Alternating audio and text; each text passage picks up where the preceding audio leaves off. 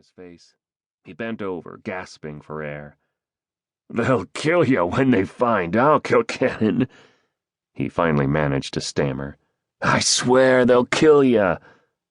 "I'll worry about that when the time comes." "You do that." Dingo raised his mug, tipping it vertical to get every drop. It fell back onto the table, but before the waiter could slosh any more into the mug, I slapped his hand aside. "Hey, I ain't done." "Yes, you are." "You ain't my mother, and you ain't the captain. And damned if I'll let you nursemaid me, Kilcannon. I quit." Dingo struggled to his feet, his hands clenched into fists.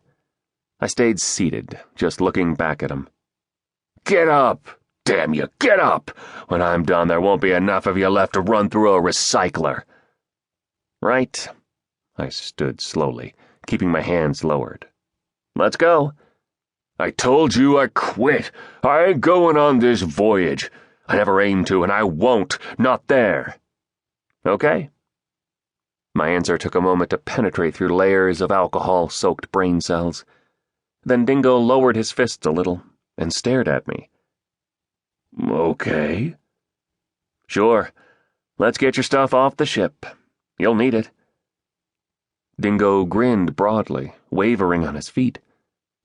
"Now, that's a saintly way to be, Kilcannon. I was wrong about you, sure I was." I plopped a credit chip on the table and steered Dingo out of the bar. We wended our way back to the ship, dodging other drunk sailors as we went. Every once in a while, the orbital port's gravity would stutter a little in our area, making me waver on my feet as badly as Dingo for a moment. That's one of the hazards of being in the low-rent areas of any port off-planet. Outside every bar in the area near the port were other hazards, men and women who looked young and cheap and pretty in the dim lighting, beckoning and calling invitations to visit the particular establishments where they got kickbacks for luring in customers. I fended off all of them. Our IDs got us onto the pier and onto the ship. Dingo paused outside his quarters, swaying on his feet as if our ship was riding on a planetary ocean. "You sure this is okay, Kilcannon?" "Yeah, no problem." "I'm gonna get my kit." "You do that." I gestured him inside. Dingo grinned and staggered into his quarters. I waited until he was almost to the bunk, then keyed in the security override on the hatch.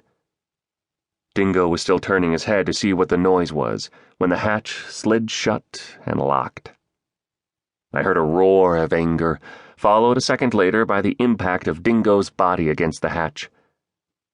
Silence followed, so apparently Dingo had knocked himself out. Hopefully he wasn't hurt too badly. I had no intention of cracking that hatch before the ship was safely underway tomorrow. "See you in the morning, Third Officer Dingo." I walked down the passageway, easily seeing dark patches of mold on the overhead, even in the dimmed night lighting of the ship. The Lady Be Good badly needed a full-scale fumigation, but that was just one of the things she badly needed that she wasn't going to get anytime soon. The port inspector arrived half an hour late to give us departure clearance. As far as I knew, Dingo still hadn't awoken and started demanding his freedom, and none of the 3 new sailors had shown any signs they suspected our destination wasn't the same one they'd signed on for.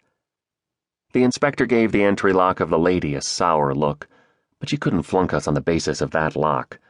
I kept that working, even if it wasn't pretty. The inspector ran down the checklist. "You claim you've signed on enough new sailors to meet minimum crew requirements?" "That's right."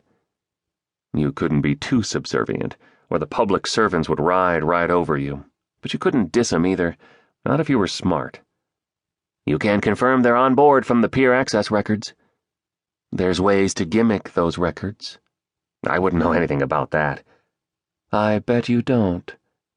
She picked a name at random. "I want to see Able Spacer Canadu in person here." "Okay." Odds had favored her picking one of the new hires, but I'd still worried she might ask to see Dingo. Dingo would come around once we were underway. He always did after any